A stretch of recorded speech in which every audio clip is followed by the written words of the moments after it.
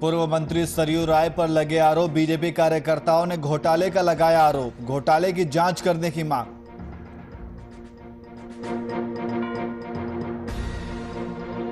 रांची में corona virus की रफ्तार तेज। मास्क न पहनने वालों पर पाकुड़ उपायुक्त और पुलिस अधीक्षक ने लगाया जुर्माना। अभियान चलाते हुए 400 लोगों पर किया जुर्माना।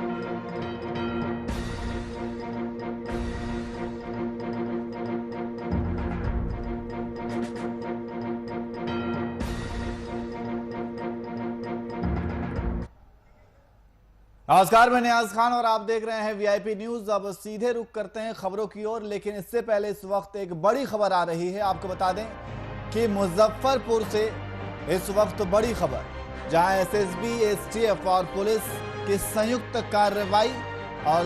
कार्रवाई में पुलिस को एक बड़ी सफलता मिली है। तो एसएसबी, एसटीएफ और पुलिस की संयुक्त कार्रवाई में पुलिस को बड़ी सफलता मिली है। नक्सलवादी सुरेश दास को गिरफ्तार किया गया है। मीनापुर से हुई नक्सली की गिरफ्तारी। चुनाव बहिष्कार मामले में वांटेड था नक्सली। तो मुजफ्फरपुर से इस वक्त की बड़ी खबर आपको बता रहे हैं, जहां एसएसबी, एसटीएफ और पुलिस की संयुक्त कार्रवाई में नक्सली को गिरफ्तार किया गया है। और इसी खबर पर अधिक जानकारी के लिए हमारे संवाददाता शिव शंकर झा हमारे साथ फोन लाइन पे मौजूद हैं। जैसा कि इस चुनाव बहिष्कार को लेकर के वांटेड को गिरफ्तार किया गया है नक्सली को, क्या है ये पूरा मामला? जी नियाज, मैं बता दूं, नक्सली सुरेश दास उर्फ जयंत को एसएसबी व एसटीएफ की टीम ने बड़ी पुलिस अधीक्षक के नेतृत्व में उन्हें गिरफ्तार किया गया है। पूर्व में 2019 में मोतीपुर थाना क्षेत्र में नक्सलियों द्वारा चुनाव बहिष्कार मामले में वांटेड था वो पूर्व से, और इस तरह कई मामलों में वो वांटेड था। और उसी वक्त विकास राजा को गिरफ्तार किया गया था और ये भागे फिर रहे थे। जी, ये गिरफ्तारी कहां से की गई है? मीनापुर से की गई है। उनके मीनापुर थाना के डेरा चौक के आसपास से गिरफ्तार की गई है। जी जी, और किन धाराओं के तहत मुकदमा दर्ज किया गया है? इन पर कई पुरानी धाराएं लगी हुई है और ये नक्सली चुनाव बहिष्कार को लेकर के धाराएं लगाई गई है। उस धारा के अंतर्गत इनको गिरफ्तार कर जेल भेजा गया है। जी, बहुत बहुत शुक्रिया तमाम जानकारी के लिए। तो एसएसबी, एसटीएफ और पुलिस के संयुक्त कार्रवाई में नक्सली को गिरफ्तार किया गया है।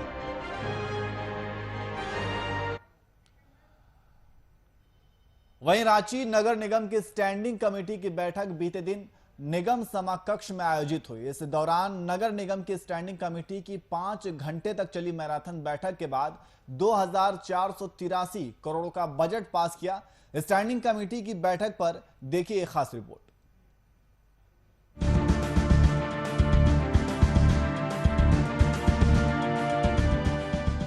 रांची नगर निगम की स्टैंडिंग कमेटी की बैठक बीते दिन निगम सभाकक्ष में शुरू हुई।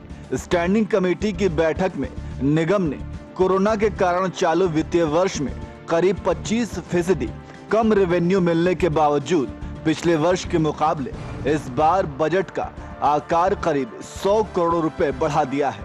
साथ ही शहर में कहीं आगजनी होती है तो निगम तत्काल उससे निपटेगा।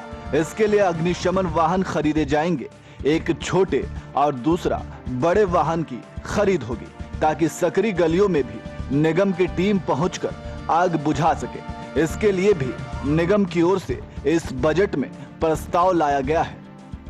21-22 का बजट प्रस्तुति था और 2021-22 का बजट में सुबह में हम लोगों ने रांची की जनता के लिए पिंक बस का शुरुआत किए हैं, जो रांची कचहरी चौक से लेकर के आपका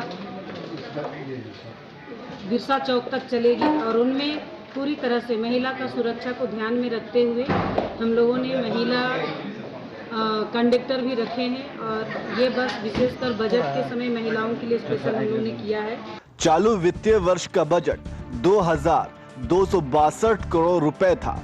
बजट में निगम को आर्थिक रूप से मजबूत बनाने के लिए हर घर से होल्डिंग टैक्स वसूलने, वाटर कनेक्शन देने और सभी व्यवसाय के लिए ट्रेड लाइसेंस अनिवार्य करने पर जोर दिया गया है। इस बार बजट में राजधानी को स्वच्छ और रमणीक बनाने पर जोर दिया गया है। हर पोल पर स्ट्रीट लाइट लगाकर मोहल्लों को रोशन करने, पार्कों में फ्री एंट्री और ओपन जिम बनाने का भी प्रावधान किया गया है। आज जो है स्टैंडिंग काउंसिल की बैठक हुई, इसमें जो है विस्तार पूर्वक चर्चा हुई है, जिसमें कि बजट के प्रस्ताव पे चर्चा हुई, साथ ही साथ जो 15वें वित्त आयोग की राशि है उसके ऊपर भी चर्चा की गई, जिसमें कि सॉलिड वेस्ट मैनेजमेंट से लेकर जो एम्बिएंट एयर क्वालिटी है, यानी एयर क्वालिटी को कैसे इम्प्रूव करना है, उस पर भी बहुत विस्तारपूर्वक चर्चा हुई और बहुत सारी योजनाओं को लेकर सहमति बनी है, जिसमें कई सारे इक्विपमेंट्स को प्रोक्योर किया जाना है। उसके अलावा कैसे हम लोग जो है डस्ट को जो है डिस्करेज कर सकते हैं, एयर क्वालिटी मैनेजमेंट सिस्टम को कैसे इन प्लेस करेंगे, इस पर भी चर्चा हुई और कई योजनाओं को अनुमोदित कर दिया गया है उसमें। साथ ही साथ जो है बजट के ऊपर भी विस्तार पूर्वक जो है माननीय सदस्यों के साथ चर्चा की गई है। की बैठक मुख्य एजेंडा बजट बड़े ही अच्छे ढंग से चर्चा होने के बाद स्टैंडिंग कमेटी ने 2021-22 का बजट को पास किया और उसको बोर्ड के लिए प्रस्तावित किया। इस बार के बजट में 2-3 चीज़ों को ध्यान दिया गया है और जिस पर सभी माननीय सदस्यों ने नगर आयुक्त से कहा भी है कि उसका रिजल्ट कैसे ठीक आए, उसको आप जरूर देखें। रांची को प्रदूषण फ्री सिटी बनाने के लिए साइकिलिंग और पब्लिक ट्रांसपोर्ट पर फोकस किया गया है। इसके लिए केंद्र से 15वें वित्त आयोग से मिलने वाले 50 करोड़ रुपए से प्रमुख सड़कों में पाथवे बनेगा। साइकिल कॉरिडोर और रोड मार्किंग भी की जाएगी। सिटी बस सेवा को 2 रूट से बढ़ाने और बसों की संख्या बढ़ाने का प्रावधान किया गया है। साथ ही शहर के जोन 1 के 9 वार्डों में अधूरे पड़े सीवरेज प्रोजेक्ट को आगामी बजट में पूरा करने पर फोकस किया गया है। इस पर करीब 250 करोड़ रुपए खर्च करने की व्यवस्था इस बजट में प्रस्तावित किया गया है। सीवरेज प्रोजेक्ट पूरा होने के साथ लेम में सीवरेज ट्रीटमेंट प्लांट को भी चालू किया जाएगा। रांची से कुमार कामेश की रिपोर्ट, वीआईपी न्यूज। और इसी खबर पर अधिक जानकारी के लिए हमारे संवाददाता कुमार कामेश हमारे साथ फोन लाइन पे जुड़ गए हैं। कामेश, नगर निगम स्टैंडिंग कमेटी की बैठक की गई है, बैठक में क्या कुछ निकल के सामने आया? देखिए, आज कल जिस तरह से नगर निगम की स्टैंडिंग कमेटी की बैठक हुई, उसमें जो बजट पेश किया गया, उस बजट पेश करने के दरमियान जो इस बजट में 3 संशोधन किए गए और 3 संशोधन के बाद जो है वित्तीय वर्ष 2021-22 का जो है बजट जो है स्टैंडिंग कमेटी ने पेश किया। और कुल बजट की अगर राशि की बात की जाए तो 2362 करोड़ रुपए की बजट पेश की गई। और इस बजट का मुख्य बात जो ये रहा कि पहली बार जो है नगर निगम जो है राजधानी रांची में विकास के लिए जो है 2362 करोड़ रुपए का बजट जो है लगभग 100 करोड़ रुपए जो बजट में इस बार बढ़ाई है। तो ये 100 करोड़ रुपए बजट जो बढ़ाई है, तो इसमें कई ऐसे संसाधन नगर निगम के क्षेत्र में लाना चाह रही है जिससे राजधानी रांची को एक सुंदर और स्वच्छ शहर बनाया जाए। तो खासकर इस बजट में स्वच्छता और सुंदरता को लेकर फोकस किया गया है। लेकिन दूसरी तरफ अगर बात की जाए तो जिस तरह से नगर निगम ने 2362 करोड़ रुपए का बजट पेश कर दिया है, लेकिन अगर निगम के आय की स्रोत की अगर बात की जाए तो निगम का आय का स्रोत मात्र 255 करोड़ रुपए ही है।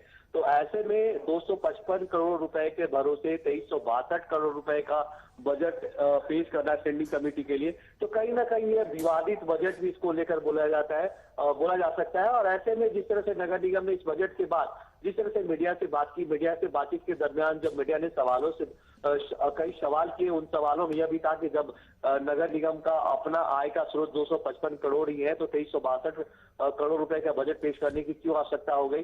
तो सीधा सा जवाब था मेयर का, उन्होंने स्पष्ट कहा है कि देखिए, स्टैंडिंग कमेटी का काम है बजट बनाना और बजट बनाकर स्टैंडिंग कमेटी इस पे पास करती है। पास कराने के बाद इस बजट पे पूरी तरह से ये बात किया जाए न्याज की इस बजट पर पूरी तरह से ये फंड के लिए राज्य सरकार और केंद्र सरकार पे निर्भर रहना पड़ेगा नगर निगम को। अगर केंद्र सरकार और राज्य सरकार इस फंड का मुहैया करा पाती है तो जो भी योजनाओं की अगर बात की जाए, खासकर अगर स्कूल को 2 नए स्कूल खोलने की बात कही गई है, अग्निशमन वाहन खरीदने की बात कही गई है, पेयजल पे 20 करोड़ रुपए खर्च करने की बात कही गई है, तथा सड़क रिपेयरिंग के लिए 10 करोड़ की बात की गई है तथा रांची में वाटर सप्लाई के लिए 100 करोड़ रुपए की बात कही गई।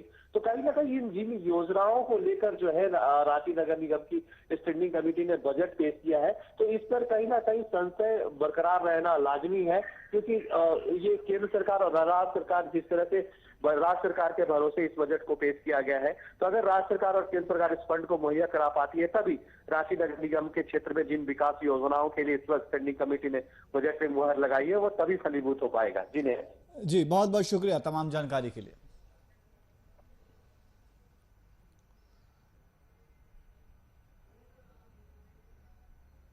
वहीं झारखंड विधानसभा के बजट सत्र में पक्ष विपक्ष में आरोप प्रत्यारोप का दौर लगातार जारी है। बजट सत्र में सीएम हेमंत सोरेन ने बीजेपी पर वार करते हुए बयान दिया कि डबल इंजन की सरकार ने राज्य को लहूलुहान कर दिया है, जनता अब इनका पिंडदान करेगी। इसके साथ सीएम हेमंत सोरेन ने यह भी कहा कि इस डबल इंजन की सरकार ने पूरी व्यवस्था को चौपट कर दिया है। देश में पहली बार बड़े पैमाने पर स्कूलों को बंद कर दिया गया और कहा कि इससे 15,000 करोड़ रुपए की बचत होगी।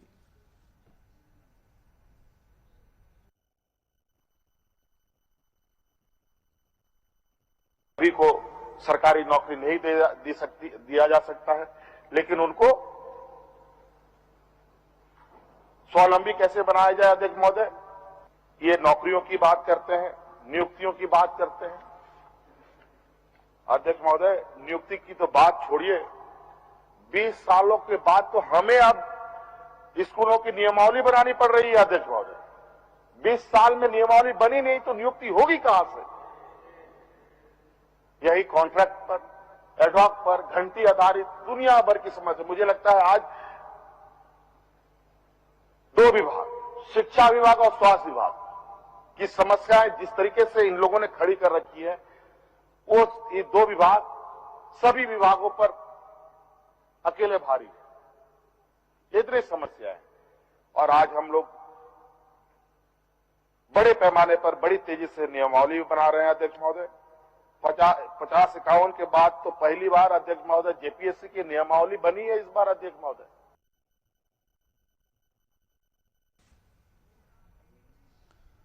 वहीं झारखंड विधानसभा सत्र के 14वें दिन सदन के अंदर विपक्ष के विधायकों ने सीएम के विभाग पर सवाल खड़े किए।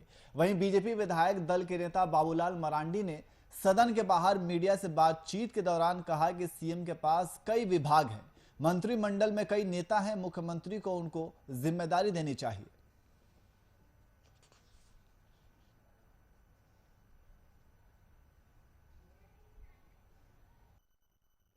संदर्भ में विधायकों ने सवाल उठाया कि भाई इतने सारे मंत्री हैं, सब जवान है, अच्छा है, तो काम करने के लिए लोगों से काम करवाना चाहिए, उनको ना करवा करके सब अपने पास रखे हुए। तो इसलिए विधायकों ने ये स्वाभाविक, सहज और सरल है। आप भी मुख्यमंत्री थे, कितना विभाग रखा था? हमारे पास तो कुछ विभाग, तो विभाग तो सब रखते नहीं। हमें तो याद है हमारे पास सांख्यिकी एक विभाग होता है।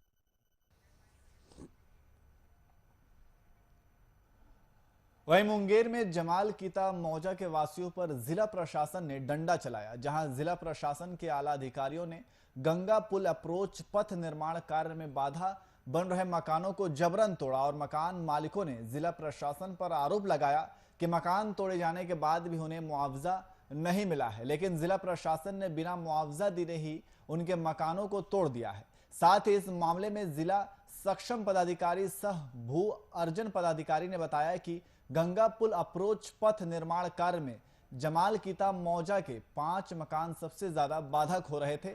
इनके कारण गंगा पुल अप्रोच पथ निर्माण कार्य काफी प्रभावित हो रहा था, जिसे मुंगेर जिलाधिकारी रचना पाटिल के निर्देश पर हटवाया गया है।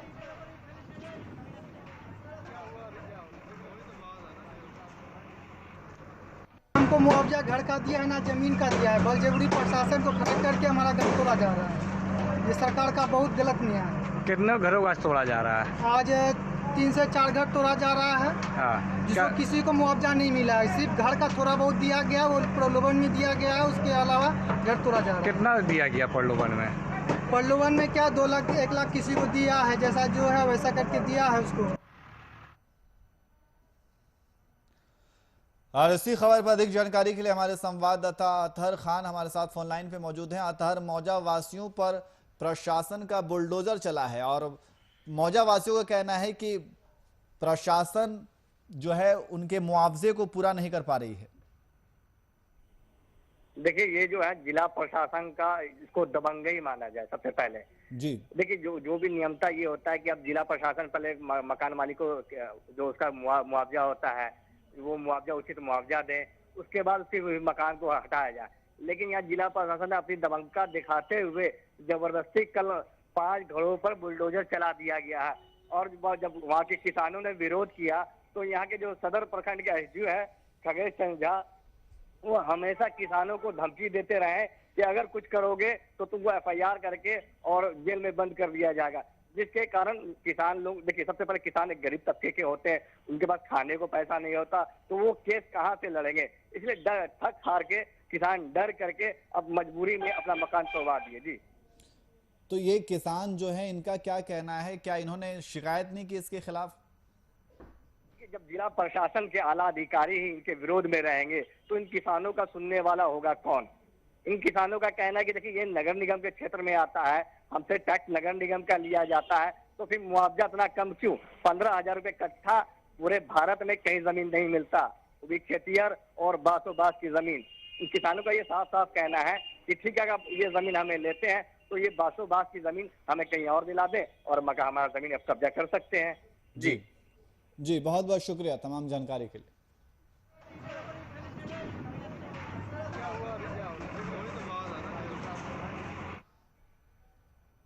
वहीं लातेहार में महिलाओं को आत्मनिर्भर बनाने के लिए महिला समिति ने सिलाई सेंटर का उद्घाटन किया, जहां आराध्य महिला मंडल का अध्यक्ष ने फीता काटकर और दीप प्रज्वलित कर सेंटर का उद्घाटन किया। वहीं महिलाओं को संबोधित करते हुए इंदु चौबे ने बताया कि सिलाई सेंटर खुलने से महिलाओं को इसका भरपूर लाभ मिलेगा, जो आने वाले कल में एक रोजगार के रूप में उभरकर सामने आएगा। और साथ ही वहीं विशाखा सिन्हा ने बताया कि हमें लड़कियों को उच्च शिक्षा देनी चाहिए और अपने पैरों पर उन्हें खड़ा होने के लिए घर के काम के अलावा सिलाई कढ़ाई का काम भी सिखाना चाहिए।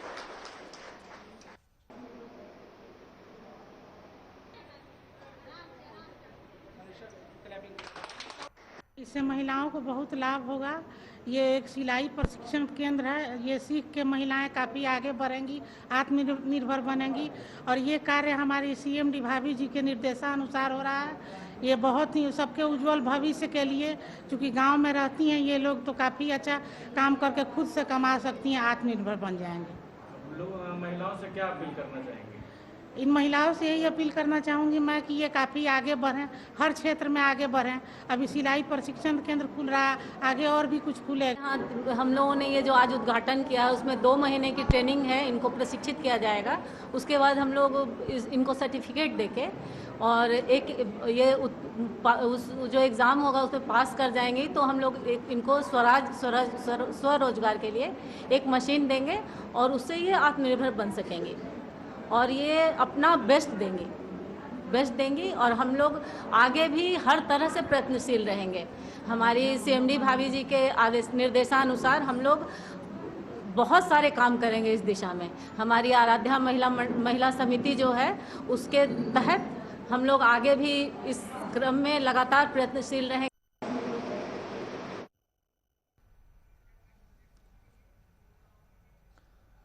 वहीं औरंगाबाद के रफीगंज पीएचसी केंद्र पर टीबी मुक्त हस्ताक्षर अभियान चलाया। यह अभियान सामुदायिक स्वास्थ्य केंद्र के प्रांगण में टीबी हारेगा देश जीतेगा के स्लोगन के साथ चलाया गया। बता दें कि देश के पीएम ने टीबी उन्मूलन को लेकर 2025 का लक्ष्य निर्धारित किया गया है। इसी के बारे में प्रभारी चिकित्सक ने बताया कि केंद्र पर टीबी मुक्त हस्ताक्षर अभियान चलाया गया और साथ ही लोगों को टीबी रोग के उपचार और जांच के बारे में भी पूरी जानकारी दी गई, क्योंकि हमारा लक्ष्य है कि 2025 तक हमें टीबी मुक्त देश बनाना है।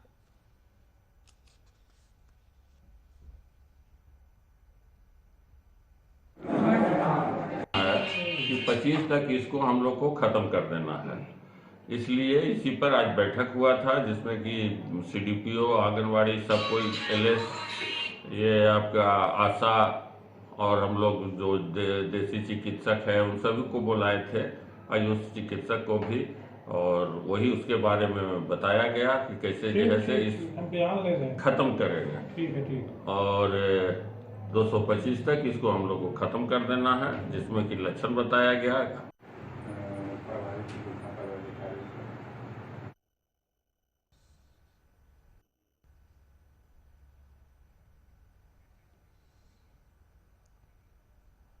वहीं मोतिहारी के ढाका अनुमंडलीय अस्पताल में आपातकालीन परिस्थिति में मरीजों को अस्पताल पहुंचाने वाला एम्बुलेंस खुद बीमार हो गया। ऐसी परिस्थिति में इस सरकारी अस्पताल में जब लोग एकाएक फोन कर एम्बुलेंस बुलाना चाहते हैं तो जवाब मिलता है कि एम्बुलेंस खराब है। लोग अस्पताल तक पैदल आने को मजबूर हैं। अब आखिर सवाल यह है कि अगर इलाके में कोई बड़ी घटना हो जाए तो क्या होगा।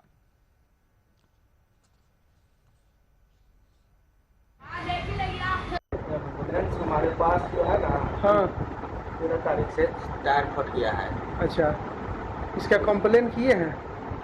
हाँ, एसीओ के पास खबर दिए हैं। अच्छा, तब क्या बोले वो? हाँ, टायर आ रहा है तो आपको देंगे पटना से। 13 तारीख से ही पड़ा हुआ है? जी जी। कॉल गिर रहा है तो क्या हो रहा है? कैसे मरीज का अथी हो रहा है? मरीज जो अपना टेम्पू से आ रहा है जा।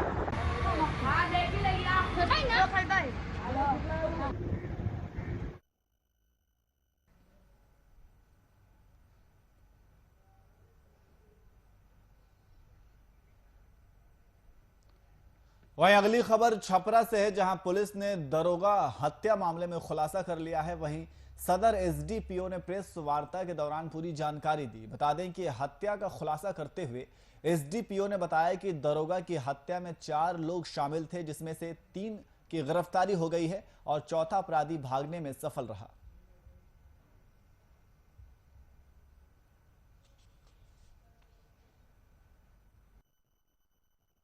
मृतक के मोबाइल का सीडीआर प्राप्त किया, जिसके अवलोकन के आधार पर छापामारी कर 3 अभियुक्तों को गिरफ्तार कर थाना लाया गया।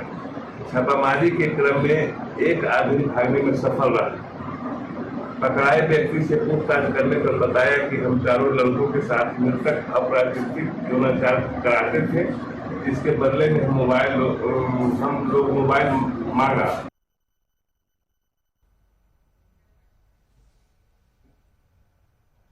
वहीं बाढ़ के ठाकुर बारी के गेट का ताला तोड़कर बीती रात चोरों ने मंदिर से भगवान राम, सीता और लक्ष्मण की मूर्ति की चोरी कर ली। सुबह जैसे ही ग्रामीणों की नजर मंदिर के टूटे ताले पर पड़ी तो लोगों ने तुरंत अंदर जाकर देखा कि वहां से भगवान की मूर्ति गायब है और इसकी सूचना अथमल गोला पुलिस को दी गई। वहीं पुलिस घटना स्थल पर पहुंची और मामले की जांच में जुट गई, लेकिन मूर्ति गायब हो जाने से लोगों में उदासीनता है कि अब मंदिर में पूजा कैसे होगी।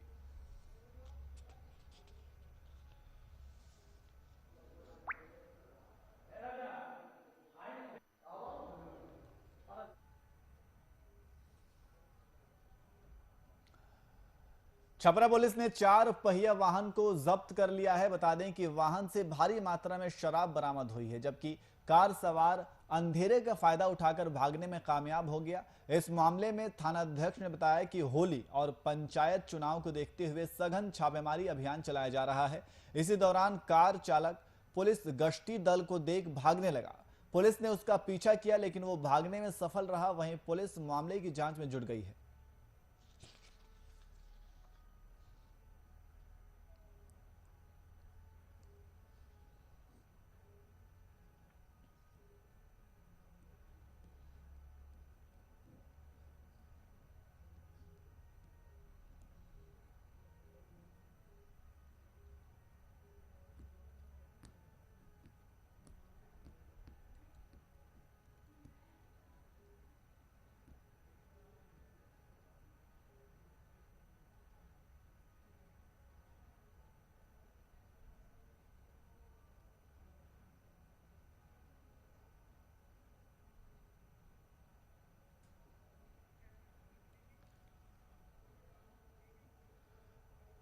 वहीं बेगूसराय में अपराधियों ने एक बार फिर बड़ी घटना को अंजाम दिया है, जहां एक किसान को गोली मारकर अपराधी मौके से फरार हो गए। इस हत्या के बाद इलाके में सनसनी फैल गई। दरअसल ये पूरी घटना बखरी थाना क्षेत्र के राटन गांव की है, जहां पर किसान अपने घर से खाना पीना खाकर रात में सोने के लिए अपने डेरे में गया हुआ था। इसी दौरान अज्ञात अपराधियों ने किसान की गोली मारकर हत्या कर दी। हत्या की सूचना मिलते ही बकरी थाना पुलिस मौके पर पहुंची और शव को कब्जे में लेकर पोस्टमार्टम के लिए बेगूसराय सदर अस्पताल भेज दिया है। फिलहाल पुलिस मामले की जांच कर रही है।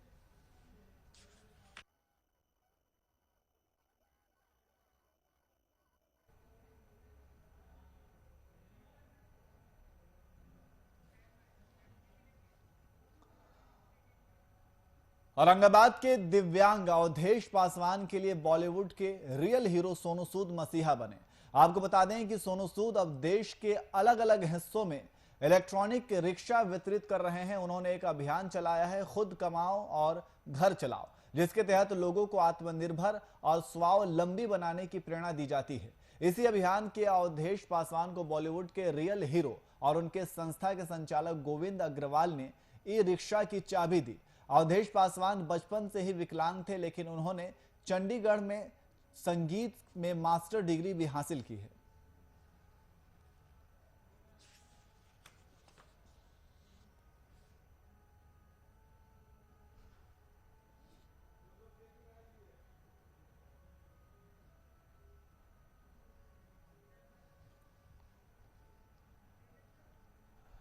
वहीं सीतामढ़ी में जिला अधिकारी ने सभी वाहनों को हरी झंडी दिखाकर रवाना किया और वाहनों को पंचायतों से टैग भी किया गया। बता दें कि इस वाहनों की मदद से गांव के संबंधित पंचायतों के मरीजों को नजदीकी सरकारी अस्पतालों में पहुंचाया जाएगा और साथ ही सभी वाहनों पर वाहन चालक का नाम और मोबाइल नंबर लिखा गया है।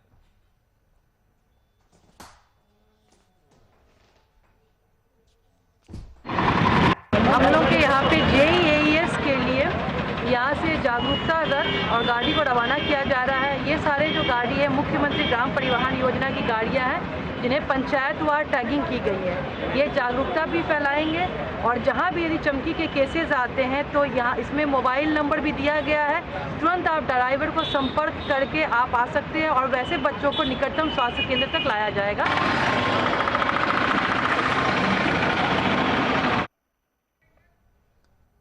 फिलहाल बुलेटिन में इतना ही। देश और दुनिया की तमाम खबरों के लिए देखते रहिए VIP न्यूज़। नमस्कार।